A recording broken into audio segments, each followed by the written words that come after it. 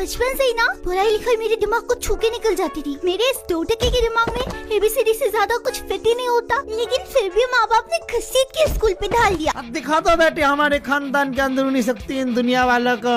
बेकार को उम्मीदें लगाए बैठे मेरे से। कभी कभी तो लगता है मेरे से ज्यादा डिलूजनल तो ये लोग हो गए हैं। अब देखना मेरी प्यारी बीवी किस तरह हमारी बेटी लॉयर बन के बाहर निकलती है। एक ही बोल चुप, एकदम चुप। हमारा बच्चा सिर्फ और सिर्फ डॉक्टर बनेगा और लोगों का भलाई करेगा। लेकिन इनको क्या पता, मैं तो इनकी उम्मीदों में पानी फेरने वाली बनूंगी। और नहीं तो क्या, कभी पास मार्क से ज्यादा ला ही नहीं पाई। पास मार्क छोड़ो, मुझे पास कौन करा रहा है पहले ये बता। जब मैसेज आ जाए ना तो मेरे से पहले ये चेक करने आ जाता है। हेलो, कौन लड़का बोल रहा है? तेरी हिम्मत कैसे हुई मेरे बहन को फोन करने की? तेरी तीनों टांगे तोड़ दूंगा। तू एक बार मिल मेरे को। वो मैं पूजा बोल रही हूँ। अरे पूजा, अरे मेरा भाई इतना ठरकी है, मेरे फोन में किसी लड़की का नंबर देखते ही पीछे पड़ जाता है। मेरा बिहेवियर में भारी चेंजेस आ जाता है। खाना छीनने वाला जानवर खाना देने लगता है। बहन एक बार बस अपने दोस्त से सेटिंग करवा दे प्लीज। बॉयफ्रेंड है यार उसका। आ जाता है गरीब। से स्कूल के इतने साल तो कट गए, लेकिन जैसे ही क्लास 10th आया। अरे बेटा तुम्हारे तो बोर्ड्स है ना इस साल। हाँ? पता है कितना पढ़ना होता है बोर्ड्स के लिए? इससे ही तुम्हारा फ्यूचर डिसाइड होगा है। अब तो सीरियस हो जाओ बेटा, वरना फेल हो जाओगी एग्जाम में भी और अपनी जिंदगी में भी। मैं डिप्रेशन में जा रही हूँ। अच्छा, डिप्रेशन में जाना है? पैसा है तेरे बाप के पास जो तुझे डिप्रेशन में लेके जाएगा? मैं तो एक फुटी कौड़ी नहीं दूंगी। खाली घूमना है इन नवाबजादों को, पढ़ाई के नाम पे बुखार आ जाता है। जाओ जाके को हम लोग बहुत फोकस से पढ़ाई करेंगे, एक दूसरे से बिल्कुल भी बात नहीं करेंगे। हमारे माँ बाप ने हमारे लिए बहुत कुछ करा, अब वक्त है कि हम भी हमारे माँ बाप के लिए कुछ करें और 99 नहीं 100% स्कोर करके दिखाए। वो यार कितना मोटिवेटेड माहौल है यहाँ का। तो पर ये 100% कुछ ज्यादा नहीं हो गया? छोटी सोच के लोग। चलो आज हमें पूरा मैथमेटिक्स कंप्लीट करना है। 5 मिनट बाद आज मैं तुम लोगों को संतोष के बारे में बताऊंगी। संतोष वो कौन है? मेरा बंदा था, धोखेबाज साला दूसरी लड़की के साथ भाग गया। पता नहीं क्या दिख गया उसे उस चुड़ैल में। ऐसी क्या कमी है यार मुझ में? जो भी हो, अब मैं लूंगी रिवेंज, वो भी बहुत खतरनाक वाला। UPSC क्लियर कर दूंगी। चलो पढ़ाई करते फिर। लेकिन बहुत प्यार हो गया था यार उससे, भूल ही नहीं पा रही। प्यार तो मुझे भी हुआ था। फिर क्या हुआ? तो ऐसा हुआ कि मतलब एक के बाद एक मजेदार स्टोरी शुरू हुई ना। भाई पढ़ाई गया तेल। मैं भी घर की छोटी हूँ, मुझे बचपन से लेकर आज तक यही कहा गया है कि मुझे तो एक कचरे के डब्बे से उठा कर लाया गया है इस घर पे। देख बहन, एक बार की बात है, मैं पापा मम्मी घर लौट रहे थे। बारिश का मौसम था और रास्ते में कचरे के डब्बे में तू हमें मिली। और तुझे तो पता ही है कि मेरी मम्मी कितने दयालु है। अजी सुनिए ना, कितना प्यारा बच्चा है, हम इसे अपना बेटी बना ले क्या? उस समय तेरी भोली शक्ल देख के मैंने भी हाँ कर दिया था, पर इस बात का मुझे बहुत ज्यादा रिग्रेट है। मेरे भैया ने ये स्टोरी मुझे इतनी बार सुनाया कि अब मैं इसे सच मान चुकी हूँ। एक बार तो घर छोड़ के निकल गई थी अपने असली माँ बाप की तलाश में। रास्ते में आते जाते हर इंसान को पूछ रही हूँ, आंटी आंटी आप मेरी मम्मी हो क्या? अंकल अंकल आप मेरे पापा क्या? बताओ ना प्लीज। मुझे तो लगता है आप ही हो। देखो हमारी शक्ल में कितनी मिलती है। दिमाग में अलग शैतानी ख्याल आ रहा है कि भाई एक बार बस अपना अमीर माँ बाप मिल जाए जिनका अंधा पैसा और मैं उनकी एक लौती औलाद निकलूं। नहीं, इनको वो 5% क्यों नहीं आया उससे दिक्कत है। पूरे 100 में से 100 क्यों नहीं आए? 95% तो कोई भी लेके आ जाता है। सब्जी वाले का बेटा रात की रोशनी में पढ़ के 95% लाता है। और तुझे तो हमने LED बल्ब के नीचे भरा है, फिर भी 100 में से 100 कैसे नहीं आए? बाप खून पसीने के पैसे से कमा कमा के पढ़ा रहा है, बाप का गान छिल जा रहा है ऑटो चला चला के, फिर भी इनसे 100 में से 100 नहीं लाया जा रहा। मैंने और तेरे पापा ने कितने सपने देखे थे कि जैसे हर ऑटो वाला और सब्जी वाले का बेटा गरीबी में पढ़ के 100 में से 100 लाता है, वैसे तू भी लाएगा। पर तेरे से तो वो भी नहीं हो पाया, बस पूरा दिन फोन चलाते रहे। रोक अब।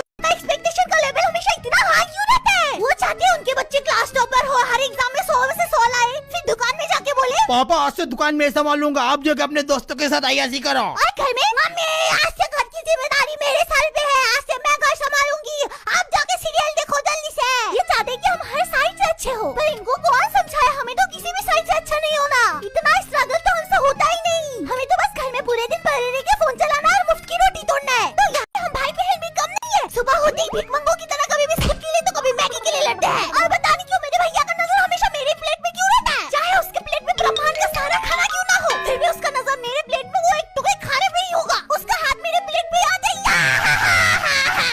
फिर मेरे नुकीले दांत उसके हाथों में पड़ते ही। फिर ये सब देख के मम्मी पापा बच्चा नहीं जानवर पैदा किया है। जानवर भिखारी का बच्चा मैगी के लिए लड़ रहे, खाना पीना नहीं देता तो मैं तुम लोगों को। अब जानवर का बच्चा तो जानवर ही होगा ना।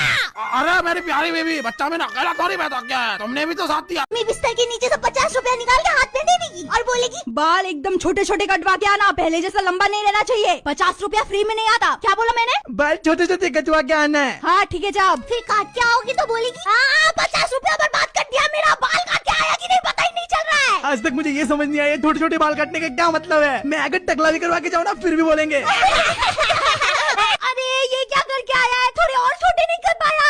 अरे और कितना छोटा करूँ, आपके मुंडी काट के फेंक दो अपना।